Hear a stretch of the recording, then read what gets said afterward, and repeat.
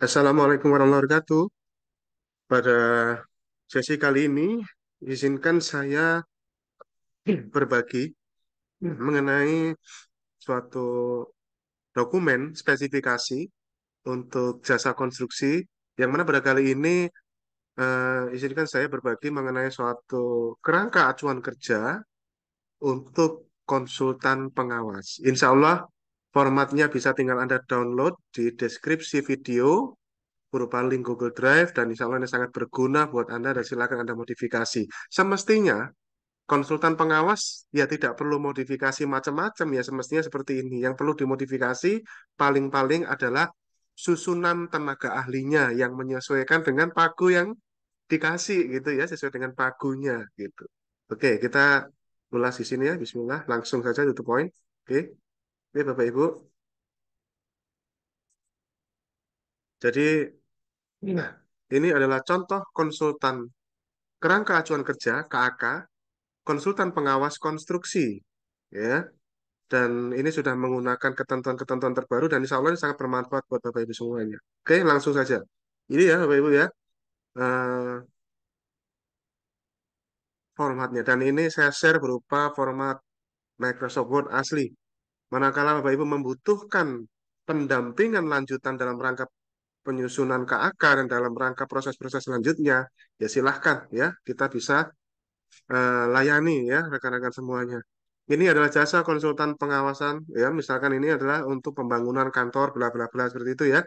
Kemudian latar belakang ya, latar belakang dan seterusnya seperti ini. Kemudian ini saya suka bikin seperti ini Bapak Ibu ya, klasifikasi pekerjaan konstruksinya nanti itu apa yang mau diawasi, bangunan gedung, bangunan sipil atau spesialis seperti itu ya. Supaya lebih jelas terlihat ini ya karakteristik eh, bangunan ya, pekerjaan konstruksi yang sedang akan dijalankan ini nanti. Nah, kemudian di mana paket pekerjaan tersebut teridentifikasi kebutuhan fungsi sebagai berikut ya. Ini misalkan gedung kompleks perkantoran seperti itu. Langsung jadi itulah Bapak Ibu yang latar belakang itu tidak perlu panjang-panjang sampai berhalam-halam halaman gitu ya. Tidak perlu menceritakan itu dulu zaman Belanda itu kantornya itu dimiliki siapa, kemudian seperti nggak usah Bapak Ibu. Yang perlu kita sampaikan itu adalah apa yang melatar belakangi adanya proyek konstruksi tersebut gitu ya. Itu saja gunanya untuk apa. Kemudian maksud dan tujuan. Nah, kalau ini Bapak Ibu, kalau yang latar belakang lebih menjelaskan adalah ini pekerjaan konstruksi yang akan diawasi nanti itu akan dipakai untuk apa sih? Nah, itu lebih menjelaskan ke situ kalau latar belakang. Tapi kalau maksud dan tujuan ini lebih menjelaskan ke buat apa sih konsultan pengawas ini? Nah, ini saya kutip dari ketentuannya Bapak Ibu ya. Dari PP-nya yang nanti kita tunjukkan di bawah, bahwa tujuan jasa konsultan pengawas adalah melakukan pengawasan terhadap setiap kegiatan pelaksanaan konstruksi, sejak persiapan, pelaksanaan, pengujian, penyerahan pekerjaan konstruksi dengan dalam parameter kegiatan pengendalian waktu, pengendalian biaya, pengendalian capaian sasaran, ada dua, fisik dan tertib administrasi. Gitu ya kurang lebih ya kalimat yang sudah kita gabung ya dan kita ambil dari PP bangunan gedung nanti kita sampaikan. Kemudian sasaran kita isi jasa konsultan pengawas, jasa konsultan konstruksi atas pembangunan komplek gedung, nah, seperti itu ya sasarannya ya.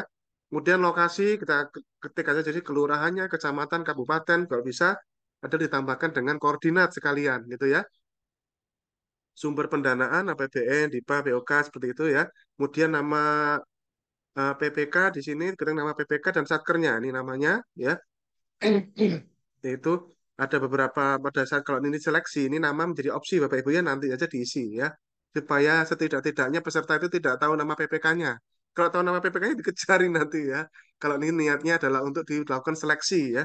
Ini bisa dikasih titik-titik dulu, yang penting adalah satuan kerjanya gitu, atau bisa di sini nama nama jabatannya dulu gitu ya. Nanti pada saat persiapan kontrak barulah kita tahu ya, kasih tahu PPK-nya nanti dengan ini gitu ya.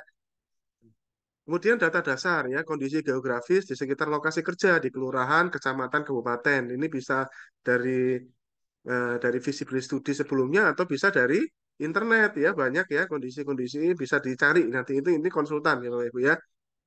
Nah, kemudian standar teknis ini penting Bapak Ibu ya. Standar teknis ini penting kita sampaikan di sini karena sampai sekarang pun masih banyak konsultan yang belum tahu SNI ini loh Bapak Ibu. Ya, ada SNI 2847 2019 tentang persyaratan beton struktural untuk bangunan gedung dan SNI 1726 2019 tentang tata cara perencanaan ketahanan gempa untuk struktur bangunan gedung dan non gedung. Gitu. Nah, kalau ini SNI yang 1726 ini digunakan kalau proyeknya berdiri di atas daerah rawan gempa. Silahkan berkoordinasi dengan BMKG yang terdekat di situ, ya. Khususnya kalau stasiun kantor-kantor BMKG yang geofisika atau di kantor-kantor balai besar, ya. Jangan sampai ini kalau Bapak Ibu ya rawan-rawan daerah yang rawan-rawan gempa, Anda tidak berkoordinasi, ini akan sangat berbahaya. Artinya apa? Produk konsultan ini nanti, terutama pekerjaan pondasi, sudah pasti tidak menggunakan standar yang ini 1726, sudah pasti akan menggunakan standar 2847, ya. Yang lebih parah lagi, tidak menggunakan dua-duanya. Nah, ini dia Bapak Ibu ya.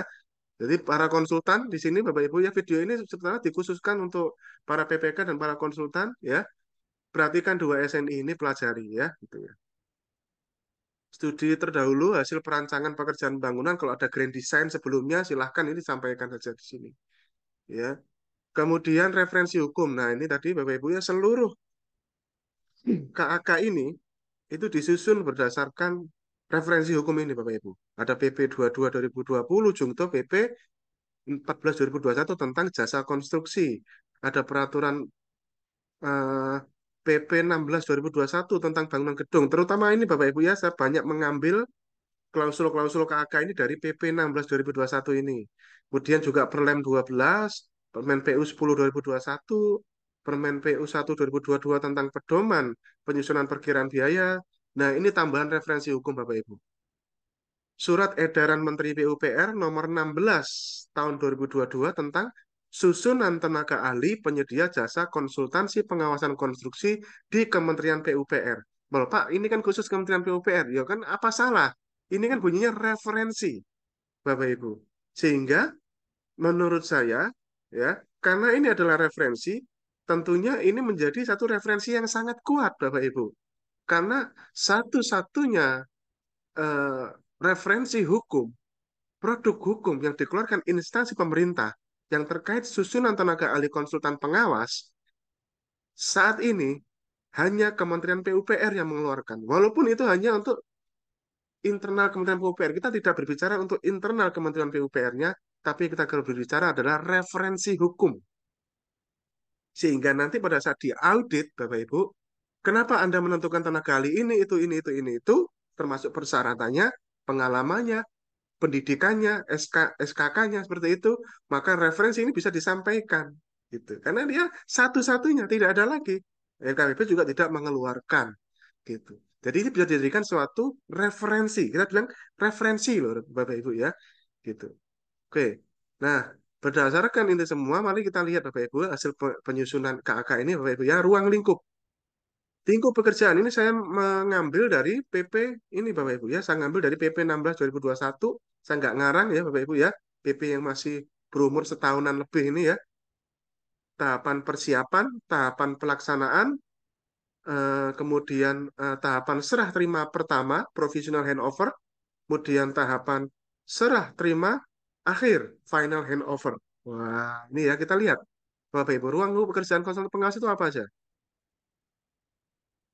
Ya, tahapan persiapan juga sebagian juga saya mengambil referensinya dari SE tadi itu ya Bapak Ibu ya. Memproses perizinan, memobilisasi personel dan kelengkapan yang diperlukan dalam pelaksanaan pengawasan, memeriksa, mengevaluasi, dan mempelajari dokumen KAK kegiatan pengawasan dan dokumen penerapan SMKK-nya, kemudian menyusun program mutu pengawasan, ini penting Bapak Ibu, program mutu pengawasan, memberikan penjelasan dan rekomendasi terkait pelaksanaan pekerjaan konstruksi dalam rapat persiapan pelaksanaan pekerjaan. Itu tahap persiapan. Kemudian di tahap pelaksanaan pengawasan, apa aja ruang lingkupnya? Melakukan pengawasan mobilisasi personil, peralatan, material, dan pemenuhan persyaratan perizinan pelaksanaan pekerjaan konstruksi.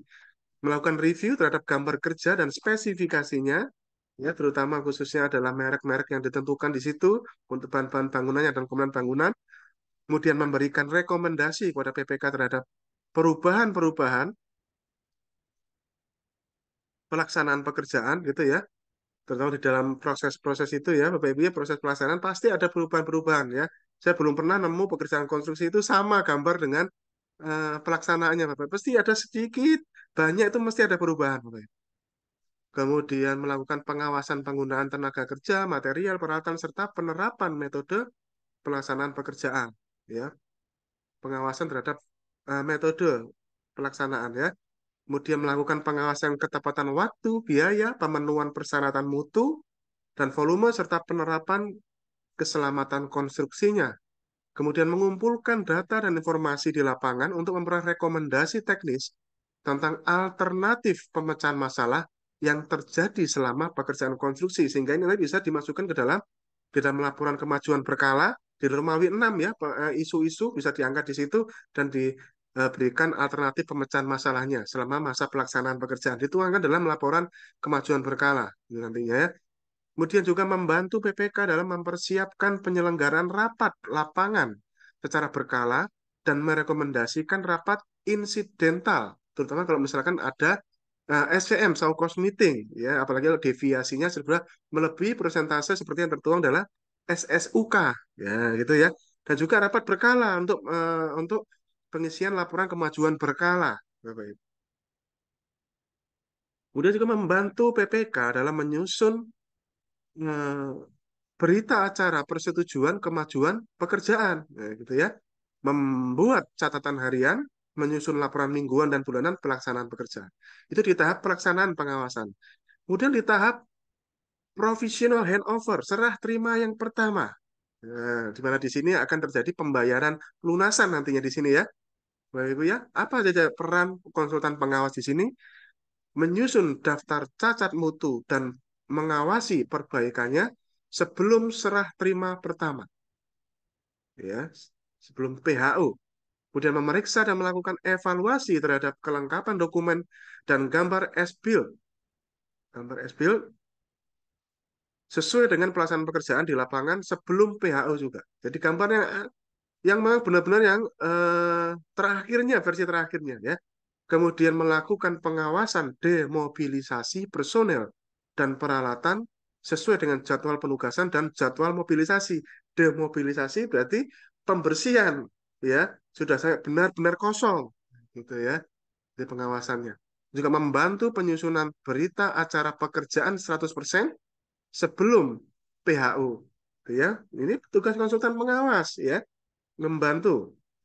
Kemudian membantu PPK dalam penyusunan berita acara PHO, berita acara serah terima awal. BAST pertama ya ini ya, BAST pertama atau provisional handover. Dan menyusun laporan akhir kegiatan pekerjaan. Nah, disinilah pembayaran dilakukan pelunasan. Nah, di sini Bapak Ibu berdasarkan PP 16 2021, Bapak Ibu konsultan pengawas masih memiliki tanggung jawab seperti kalau di pengadaan barang itu seperti after sale service-nya. After sale service-nya, Bapak Ibu, yaitu pada saat masa pemeliharaan ya, yaitu sampai dengan tahap serah terima akhir final handover yang dapat tentunya melewati tahun anggaran dan merupakan layanan purna jual konsultan. Bapak Ibu, layanan purna jual konsultan. Ini ya Bapak Ibu ya. Kondisinya sudah dibayar, Pak, sudah dibayar, sudah tidak ada tanggungan lagi pemerintah terhadap proses pembayaran konsultan ini. Tetapi ibaratnya seperti kalau beli barang itu ada masa garansinya, maka konsultan pengawas juga ada seperti masih ada suatu ruang lingkup pekerjaan yang harus menjadi tanggung jawab dia. Dan memang harus dituangkan. Karena kalau tidak dituangkan di tahap ini, di dari KAK ini, maka tidak menjadi tanggung jawab dia gitu. Karena di dalam SSKK-nya pun juga berbunyi seperti itu. Kalau tidak dituangkan dalam SSKK, gitu ya, tidak menjadi tanggung jawab dia sampai final handover. Tapi kalau dituangkan menjadi tanggung jawab dia, tapi sudah tidak dipungut biaya lagi. Karena seperti kayak masa garansinya, after sale service-nya, Bapak Ibu. Ya, yaitu apa? Melakukan pemeriksaan terhadap hasil pekerjaan pemeliharaan selama masa pemeliharaan ya 6 bulan gitu ya. Kalau permanen kan 6 bulan ya.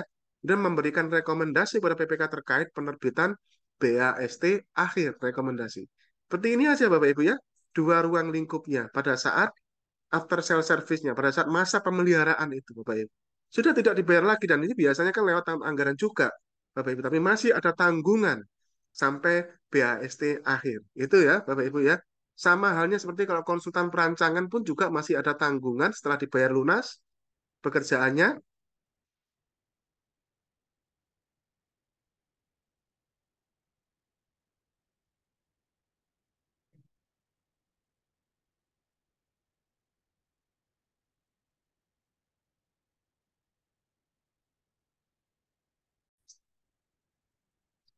Wow, wow.